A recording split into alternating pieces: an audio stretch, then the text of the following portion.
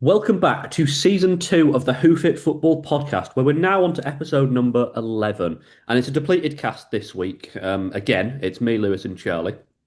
Josh is a busy man, and Joe is ill. So, still not been sacked, just the world's transpiring against him. He just doesn't want to be here. So, it's a real shame. It's a real shame. Charlie, how are you, though, mate? Yeah, I'm good, mate. I would say that international break's not been that interesting, but there's been quite a few interesting games, especially with the Ireland Hmm. one winning 3-2 in the 96th minute. Troy Parrott, what a guy. Yeah. What a man. Um, yeah, Irish legend, I think he'll be known as now. But Well, they've already renamed yeah, the airport. yeah, that's true. And just in general, just can't wait for the season to start again for Prem Championship. Yeah. Uh, be nice and well, hopefully consistent now with not many international breaks. So I'm looking forward to it. No, me too. I mean, we're hiring a new manager this week, so we might be getting a Swedish bloke who nearly went to Swansea. So he's called Kim. I heard about that. I does that fill you with confidence or I've never heard of the bloke, but I'm kind of excited about it. I think, like I said on last week's episode, and give that a listen if you haven't. I kind of feel like whoever comes in now has got a great job to come into with a massive swell of support. So fingers crossed, big old Kim Hellberg does a great job. If he comes in, he might not. He might end up being Steve Bruce or something. Lewis, how are you, mate? Yeah, not too bad. To be fair, like you say, there's no games of the weekend. So what do you do on a Saturday when there's no football? Panic and buy a suit last minute. That's what I did. Seeing as the graduation's on Wednesday All right. tomorrow. So tomorrow? Yeah. yeah, very last minute suit shopping. What I've been doing maybe this week. Yeah, not really much football wise, if I'm honest. Nice. Well, sounds like a great week. Sounds like a great week for all. So, this week, we are discussing players who have come back from the brink. So, it's kind of like a Scott McTominay situation, except we're only doing it in the Premier League. So, yeah, it has to be an active Premier League player. Now, Lewis, this was kind of your idea. So, I'm going to go to you first for the example that you thought up. Yeah, so the example when I was sat watching Match of the Day, and I think he scored against Yeah, he scored a free might have kick. been Bournemouth. Was it Bournemouth? I don't know who they Yeah. scored. He scored against. Anyway, is Emiliano Buendia because I thought about him last season. He was loaned out to Bayer Leverkusen, didn't really do anything there. I think he got injured while he was there. Wasn't in Emery's plans last season, and yet this season he started to gradually kind of come back into the fold. He scored 4 goals in the Prem, and he's actually got a higher goals per 90 than some of the big boys like Mateta, Semenyo, Gokeres. So for me, it was just he's now performing at a high level. He's in the team. He scored some big goals for them, including that 1-0 win against Man City. And he's a player that all of a sudden I thought, oh, where was he last season? He kind of came back into my head and back into the mix. So that's where kind of the inspiration for this kind of idea came from. Yeah. Okay. So, feeding off of that, Charlie, I want you to give me a name, please, pal. I've gone with Igor Thiago from Brentford. Think that was like probably one of the most obvious ones, really. He was injured last season, only played 8 league games for Brentford. Never really looked like he was really going to get much of a chance to play anyway, because you had Johan Visser and Brian Mbeumo, who were just top players for Brentford last season. And he's already scored just as many goals as he's played last season, got 8 goals in the league. He's generally been, I think, Brentford's most reliable striker. And I feel like people, not, I wouldn't say Brentford fans, but I feel like people, like just in general, in terms of Premier League fans, they would have had this concern for Brentford that because of Visser and Mbeumo leaving, there wouldn't have been anyone that was reliable in terms of scoring goals or at least making any goal contributions. And I think Igor Thiago's done so well at the moment, and I believe he's second in terms of top scorers. He's below Haaland, obviously, but uh, I think he is second. But I think he's done amazing since he's actually built up this starting role, and I think it can only continue. And I think it could be another situation for Brentford where maybe other clubs are going to try and snatch you up by the end of this season, depending on if he still goes on this goal scoring run. But yeah, I think just based on the fact how he was injured last season and didn't play many games, and this season he's already been a cracking player. Yeah, I think Thiago's a great shout. I think me and Lewis were talking about it. We were thinking you were going to say him because Predictable. you do occasionally have a little penchant for going for the obvious shout. But no, he has been brilliant. I love watching him. I think the way he plays is great fun. I like that he hugs what's his name, Keith Andrews as well. That's nice. That's nice. I like a footballer who gives a good hug. Lewis, give us your first proper one, mate. So my first one I'm going to go for is Marcus Senesi of Bournemouth. Now, last season, he was almost kind of put on the sidelines because of the emergence of Dean Husson. I don't know how you say his surname, but he was obviously kind of he's he was put on the sidelines, and I thought, has he got a future at the club coming to this summer? Obviously, then as we've spoken about a lot on this podcast through the last couple of weeks, Bournemouth's defence got ravaged. A lot of their star players kind of got taken away, and it's kind of a new look now for them this season. But he's managed to come back into the fold. I think he's got 4 clean sheets this season. He's up there for things like clearances, blocks, and interceptions. So he's clearly at the minute someone who's reliable for them. He puts himself about, and he's definitely had an impact in that back line that's obviously been rebuilt. And I think he's been a perfect partner for Diakate, who's come in terms of he's maybe more experienced, and obviously he's kind of not looking after, but obviously he's the one that's more experienced next to Diakate, and obviously the one that's maybe helping him to get used to the Premier League and things like that. And he started every game this season compared to just 13 starts last season. And he's actually their second highest rated player this season behind Semenyo. So for me, it's just showing that he was on the brink last season, not really in Iraola's plans. And yet this season, he's come into the fold and he's basically just been someone that's undroppable for them and played really, really well. Yeah, I kind of forgot he existed last year, to be honest. Yeah. Because they Yeah. obviously had Zabani and Hyson, and then that was it the whole season. Yeah, I literally forgot Marcos Senesi. And when he was playing the first game of the season, I I was stunned. I was like, oh shit, yeah, that's a man who exists. He's I alive. remember I was going to say, I remember that prior to the previous season, he actually did score like a few goals and made a few Mm. assists because he was like one of the players I kind of looked at, and he made, I think it was like, well, prior to the previous season, he made like 5 goals and 4 assists, which for a defender I think is quite crazy. But yeah, like Lewis said, like having Zabani and Howson last season and having to try and overcome uh, this season with him starting, which. I think that's the thing with Bournemouth. Like they haven't really had their new defense.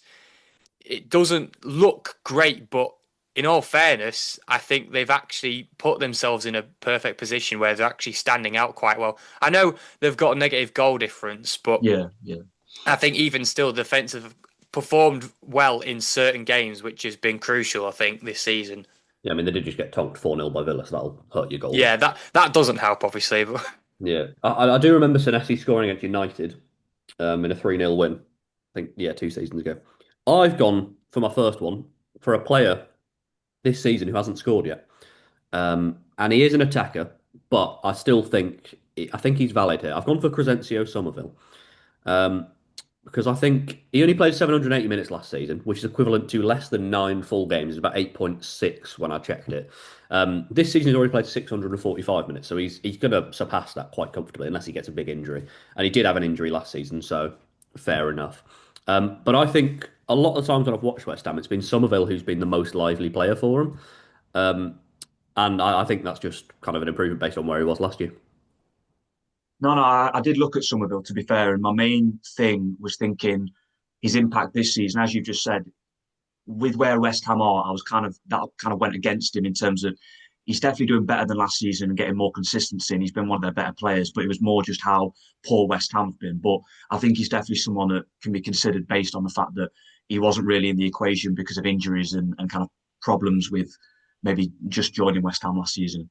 Yeah, well, I wanted to go more rogue because I knew Charlie was going to say Igor Thiago, and I knew you were going to say Stanesi because you told me you were. So I was like, oh, right. So I've got to look outside the box here. To, But to be fair though, on that winger line, 2 players that I'll quickly mention is I think Oscar Bob's a big one because mm, last season he really struggled with injuries, and I think he only had something like four appearances all season.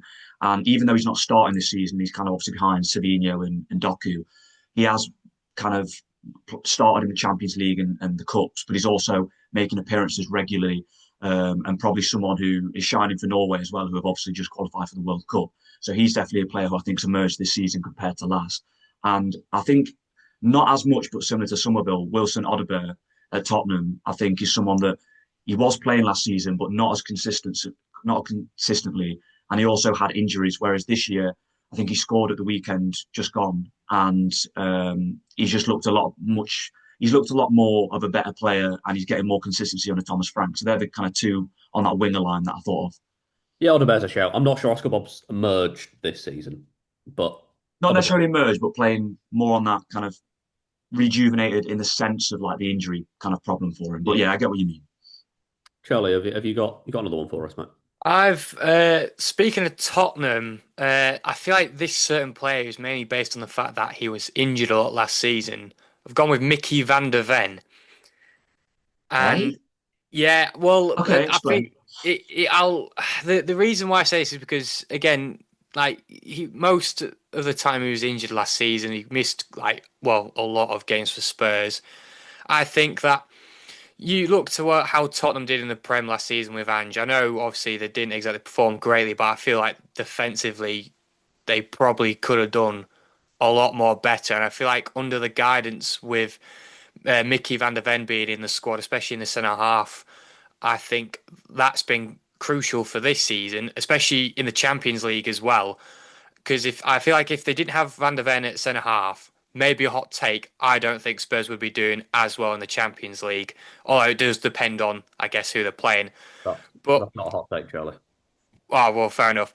That's fine. I didn't know if Spurs fans would agree or not, but in the sense that he's easily improved Spurs' defense, he's made that big impact for them, and he's bagging goals. Like he's already got 5 goals this season through all competitions, which for a centre half, like really, you wouldn't expect that. Like, obviously, 11 games and into the Prem and so many games into the Champions League. Like, he's actually become probably one of Tottenham's reliable scorers, probably from set pieces, obviously, but well, as well as that crazy solo goal against Copenhagen. But I think just with him coming back after being injured for so long last season, he's been such an impact for the defence. I think he's been a real improvement for not just himself, but I think for Spurs' defence. I think he's been crucial there. Yeah, I will say, Charlie, that sorry. The thing is, with this question, in terms of Emiliano Buendia and the inspiration behind it, Mickey van der Ven was quite well known for being a good player last season and even the season before when he first joined at Tottenham. And I understand that some of the names that I've given, like Odegaard and then obviously Somerville, what Ben said, were more injury based, which is a fair point for van der Ven. But I just think he's not really. I don't know. He's not improved his game in terms of this. He's playing better. There's better form for him, but we already knew that player was there in that sense. So I don't know if it's a great take, but I don't know That's what you're fair thinking, enough. Ben. I did kind of put it on as like a risk because I was thinking that well he's not exactly resurrected or revived his career, but I think in terms of the fact how it's just I guess it's just more making like just showing an impact for Spurs and the team. But okay. yeah, it was a very hot shout in terms of this topic. I think I'd say similar to you, Lewis. To be fair, I didn't realize how little he played last season. I forgot he only played Yeah, 13 games.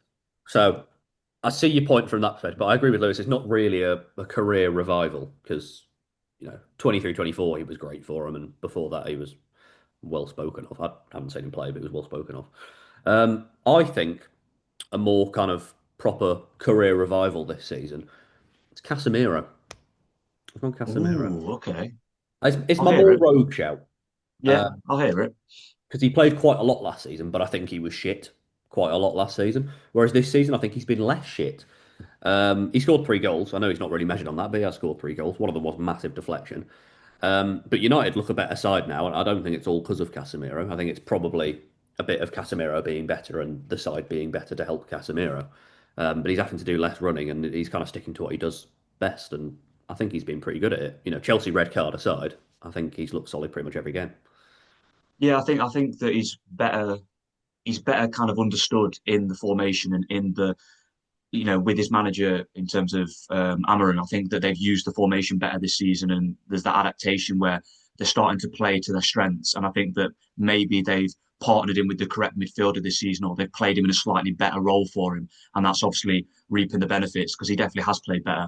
I think on that Man United line, your favourite from a couple of podcast episodes ago was obviously Mason Mount, who he's not starting that many games at the moment, but he definitely has found consistency a little bit more in terms of got away from the injury problems that he's had of last season and the season before. And I think Lenny Yoro, more on the Van der Ven side of like he had large spells injured last season. he's almost become the central kind of integral pivot in that three at the back. He's currently had Harry Maguire on the sidelines. I disagree. Delict's the integral one there. Okay. Dillit is more probably the more experienced integral one, but I think Loro, I've mixed his names there. Yoro is kind of more so this season been the one where I think Amarin's gone. Harry Maguire, even though Harry Maguire has come on and impacts games, Yoro has been the one where he clearly wants him there for the future, and he's starting to just use him now on a more consistent basis this season. I mean, Yoro did play 21 times last season. Yeah, but as I said, I think this season, if he doesn't have any injuries, he'll probably be there for the long haul in terms of the entirety of starting. Whereas last season, he was more phased in and out, and it was getting used to the Prem and more, rotating with maybe like I know that Lisandro Martinez might come back from injury. Mm. I think he got called up recently for the Argentina squad, so he's probably fit now. Maybe he'll sideline Euro. So I don't know, but we'll have to see. Yeah, I don't mind it. I think Yoro's good. Um, I'm just not. Yeah, I don't know. I don't know. I don't think he was on the brink last season. That's my thing. Charlie, give us your last one, pal. I've got. I think this was probably another obvious one. Jack Grealish. Just Didn't think simply, of it. Yeah, yeah, just simply based off the fact that, well, again, never really played much last season. I don't think really many people were expecting him to play much ever with City, especially with like the constant new players they're bringing in season after season. And how he's done at Everton has been great. Obviously, we have mentioned him before on a previous episode on the podcast, so I don't really need to speak too much about it. But again, he's just for Everton, especially on the wing, he's constantly been a starting player. Has been a brilliant playmaker, like he always was. It's been a really good sort of revival for Grealish in the sense that he's actually wanted to play and he's done the right thing of going to a club like Everton to try and still make that impact. And I think in terms of Everton before, I mean, people were kind of seeing him as, like relegation contenders, but I think for this season, that's not the case anymore. Um, so there's not really much I can say about him, but there is like I'll just chuck another player out there as well, which may be cheating, but I've gone with Sean Longstaff as well at yeah, he Leeds. deserved a mention. He deserved a Yeah, mention. I thought he deserved a mention based on the fact that again, like with Newcastle this season, he wasn't really consistently playing with them. I don't think he was really performing that well. He has done well in some previous stints with them, but it's not been consistent.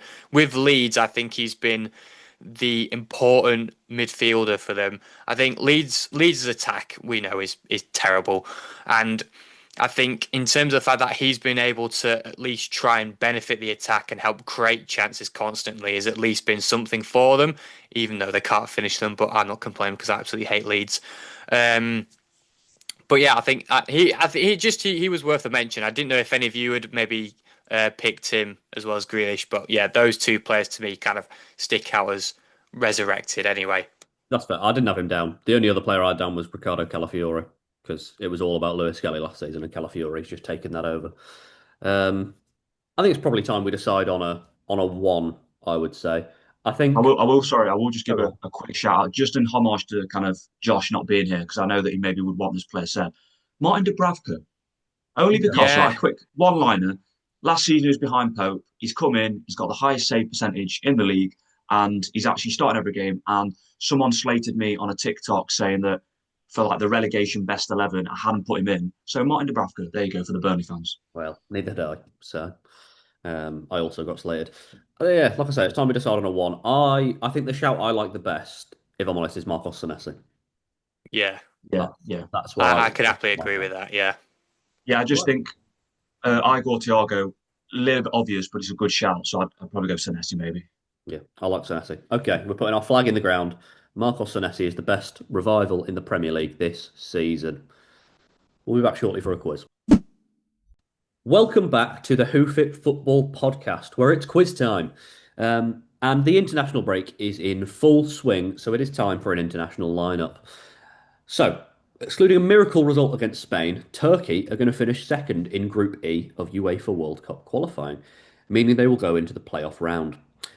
I want you to think back to Euro 2020/2021, where Turkey disappointed after being everyone's dark horses, and tell me the lineup from their 3-1 defeat to Switzerland that sealed their exit from the group stage. You have 1 minute. Um,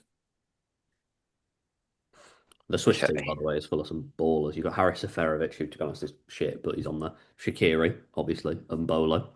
Remo Freuler, someone who plays for Sunderland, captained them.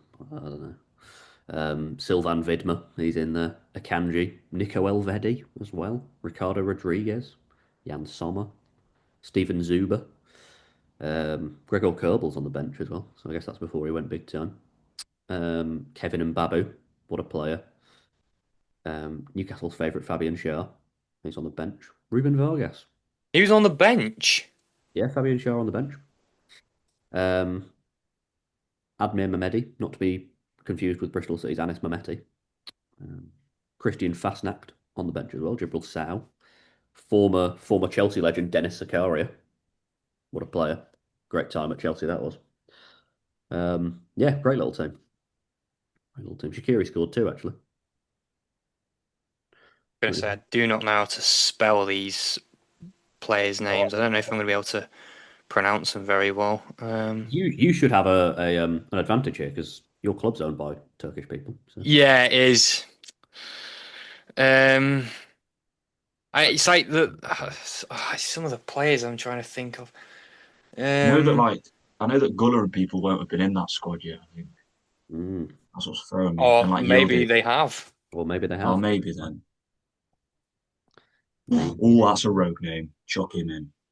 I think he You've must probably have got been about in 20 goal. seconds, lads, if I'm honest. So, to be honest, I think I'm not good at I've keeping. got 10 names. I'm done. I can't think of any more. I'm done. Right, Charlie, Oh my! Hold on. I've got. he's rebooting. What's happening here? Charlie, What's right? Yeah, I'm happy to go now. I don't have. Yeah, well, I'm I've going got Lewis. players. With my defence. We're going Lewis first. Okay, so I think it's called because he plays for Trabzonspor. Kakir, or the Ergochan goalkeeper, Shakir. anyway. Yeah. Yeah. The guy that was at Roma called Selic. Okay. Then we've got Demiral, hmm Soyuncu, hmm Kabak, and Mulder. Come with the back five. Okay. Mert Mulder. And then I don't know if he was too early, but the guy that's called like Koku, Okay. the guy that was at Benfica, Chanahoglu, and then I've gone, I think it's Burak Yilmaz, as in the striker, Okay. and I've gone with a Chenzin Under from Leicester back in the day. Cool. Okay. What I've got. Okay. Some of your pronunciations weren't quite there, but No, I'm I've got. hoping that you distinguished who it is. I know who you mean. Okay, Well, Charlie. thank you. Okay, this will be in no particular order, but I've got Soyuncu, Kalahagnu, Demiral, Yeah. Kakia, the goalkeeper. Yeah. I'm hoping he was in goal. Kelik or Selik, whatever he's called.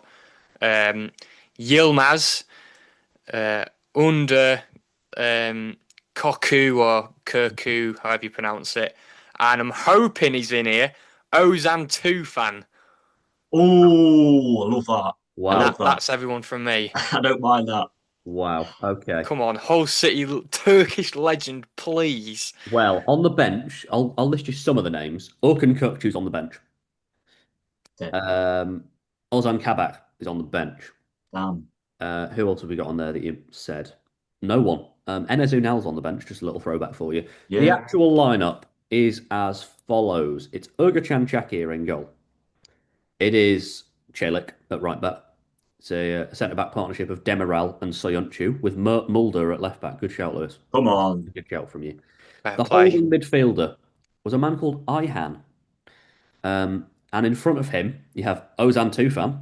He's in there. And What a guy. Kavachi, who scored the goal. Then there's Oh, Chalhanoglu, Cengiz Under, and Burak Yilmaz. So I I'm happy with can that. I'm happy. I can reveal it's a draw after the lineup game. You're both on 8. So this Wow. this tiebreak might be needed. This tiebreak. Charlie surprised me there. Fair play to you, mate. Yeah, it's good knowledge, Charlie. I mean, yeah, Surprised myself there, to be fair. great little lineup that though. Some balls on the bench. Gunnar can. And Ben predicts us 5. Ben predicts us 5 I answers. said 5. You should get. Okay. And the five I said you should get were Chelhanoglu, Yilmaz, Demirel, Soyuncu, and Celik. I was like, those five, they're pretty easy. Anything Yeah. else on top of that, you're doing all right. I probably wouldn't have got Kavachi, Tufan, Ihan.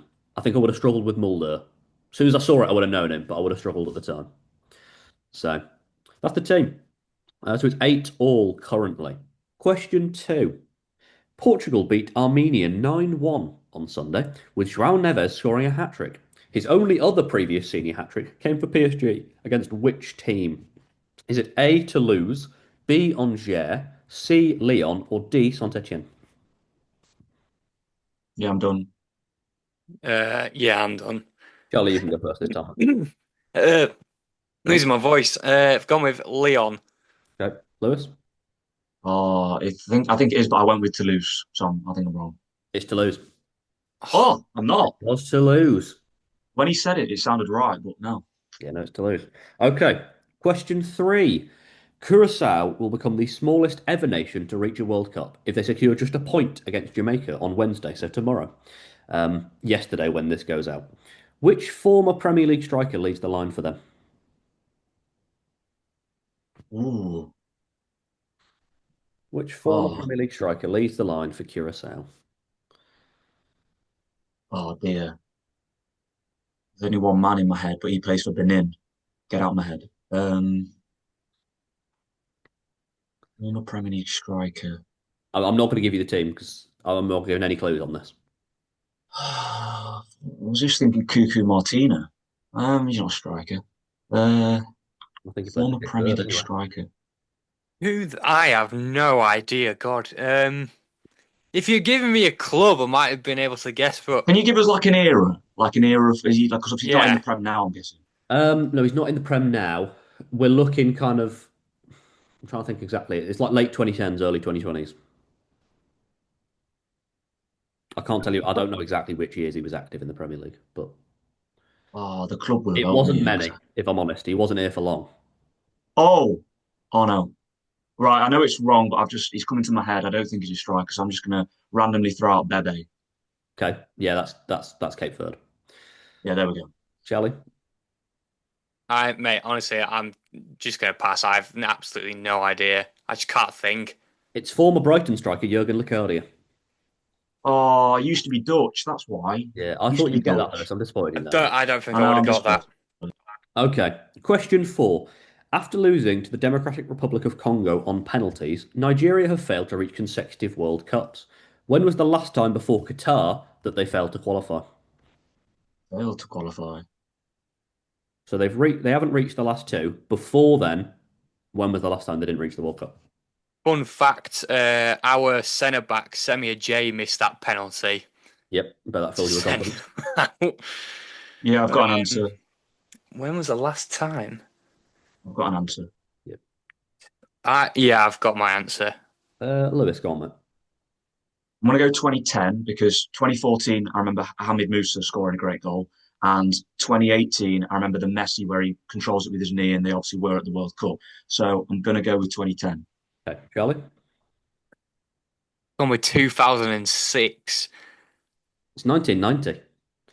Is it? They were on a Oh, streak. They were on an absolute streak. I don't That's remember him at 2010 World yeah. Do you Cup. know what that? I feel like that was stupid of us because there's so many good yeah. players. I feel like there would have been back then. Nigeria are World Cup heritage, mate. Fair play. I'm Yeah, sorry, Nigeria. yeah, you should be. You should be. Okay, question five.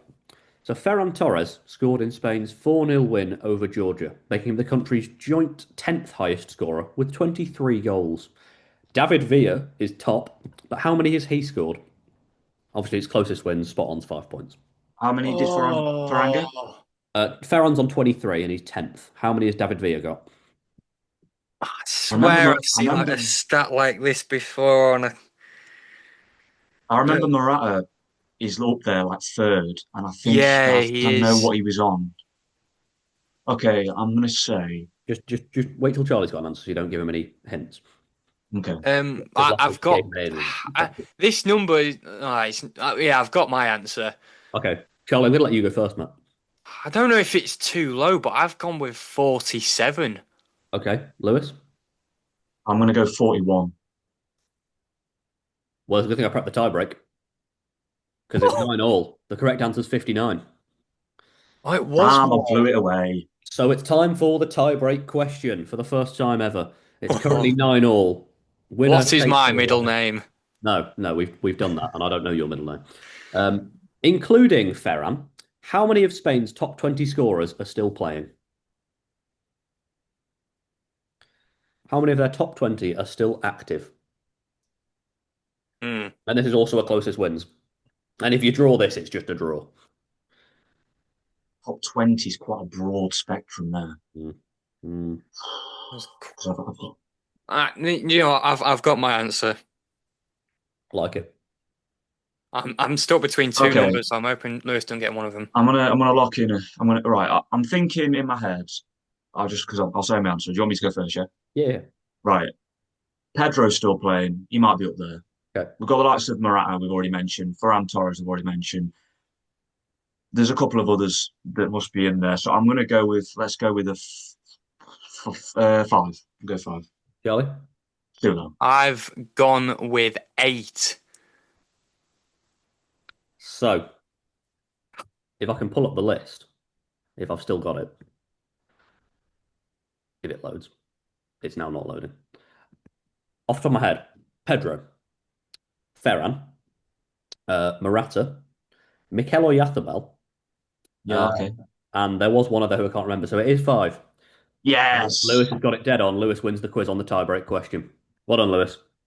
Well Thank done. you. But great Fair quiz. play. Great quiz this week, guys. A 10-9 is a close quiz.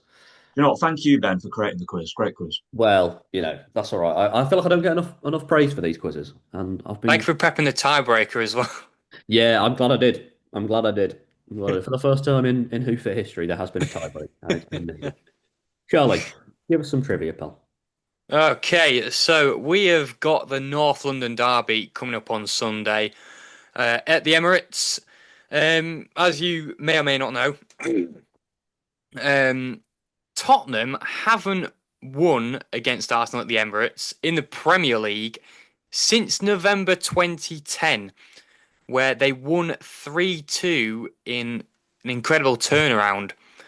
I want you to name me the 5 separate scorers that scored in that match for Okay. both Arsenal and Tottenham. So obviously there's 2 Arsenal scorers and there's 3 Spurs scorers. This will really test your ball knowledge. I feel like I don't know if you could count some of these players as Barclays men, but I don't know. Well, We're wait, talking wait to see what you 2010. think. Yeah, November 2010. So it would have been the 2010 to 2011 season. Oh, mate.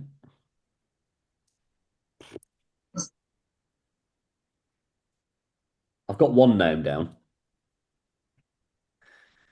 The I've gone really rogue. I've gone really rogue here. I've just thought, I don't even know if they're in the 11, but I've just gone rogue players that I know from that era. I don't know who the hell was in the teams that year. I was I'm 7. done. tell you now, with like Spurs, you had Modric playing at the time, Pavlyuchenko. Yep. Whack him on there. Why not? I don't even know. I'm pretty sure he'd already gone, but put him on the list. I've got 3 Spurs goal scorers. I need 2 Arsenal ones. Who played for Arsenal? Actually, no, he played for Arsenal. Bollocks. Come on, Ben. I need one more Spurs, one more Arsenal. You know what? I'm just chucking in players now. He's played for Spurs. Um, who's played for Arsenal around that time? I don't think he was around that time, but he's going in. That is now 1, 2, 3 for Spurs, 2 for Arsenal. Perfect. Um, yeah, I've got my list. All right, Lewis, we'll kick off with you. Okay. Thinking just because he played for both clubs, but I'm going to go he played for Spurs. David Bentley. I've then gone Sol Campbell and Nico Kranjcar. They're my 3 for Tottenham. For Arsenal, I've gone Arshavin and I've gone with a simple Robin Van Persie. Surely Sol Campbell didn't play at Spurs in 2010. I don't know. That's probably where I've gone wrong there. But the He names went that from just came Spurs in my to head, I Arsenal. didn't think about it. I didn't think about it. I just went for it. Pretty sure he's with Spurs in the 90s, if I'm not Yeah. mistaken. But Okay. well, Oh, there you go. well, Ben, we'll go with yours. See what if it sounds any better. Okay, I'll stick with my Arsenal ones. My Arsenal ones, I had not a clue. I went Adebayor. I don't think he was still there, and I went Alex Song because I like him. I don't think either of them scored in that game. I forgot Van Persie existed. For Spurs, I'm pretty sure he'd already left, but I went Dimitar Berbatov. Um, I don't know. I then went Michel Vorm because I needed Spurs players, and he's a goalkeeper, but he's got a good name. Michelle Wall, Yeah, I know he wouldn't have the scored, but I former needed a player. Swansea keeper that joined them like 2015. I just needed a player, mate. I needed a player who played for Spurs. And then Okay. I know he scored a banger against Arsenal on his debut, but I don't know if it was this game. I've gone Danny Rose. Okay, I It's can obvious. tell you that none of you have got a single player. Ah, Um, damn. so with Arsenal's goals, they came from Sami Nasri Mm. Yeah. and Marouane Chamakh. Oh, nice. Oh, Remember what a him? boy. What a guy at the time. For Tottenham, I really thought you would have at least got him at this time. Is it Gareth Jermaine Defoe or Bale. Robbie Keane? Oh, Gareth Bale. No. Robbie Keane didn't score. Not even Defoe or anyone. Rafael van der Vaart. Yeah. And Oh, damn. I feel like, I mean, could you say this guy's a Barclays man? I feel like you maybe could. The one that won the game for Tottenham with a header was Yunus Kabul. Nice. Nice. Nice. Yeah. I've just looked. The Danny Rose goal was in the second game that Yeah, season. it was. Yeah, It was the the home debut game. goal. I think you're thinking was that volley. I think from the Yeah, that's season what I'm on about. before. And Lewis, that David Bentley, I think, was the season before that. He scored like a volley from the halfway line. I'm pretty sure. Damn. Fuming, fuming. Well, what a shit trivia question, Shirley. That's on you, that is, mate. No, it's a good question. It's a good question. I'm just having to wrap the brain of 7-year-old me who didn't watch football. So I would have been 30 at that time. yeah, no, that's true. That's probably why he said Sol Campbell. Um, I think that's worse than me saying Michel Vorm because Michel Vorm's obviously a piss take.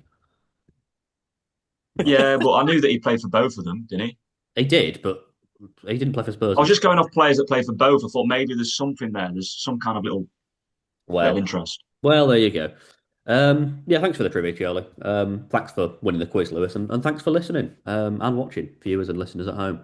It has been a pleasure, and we will catch you on the next one when we're all officially graduated from uni. See you later.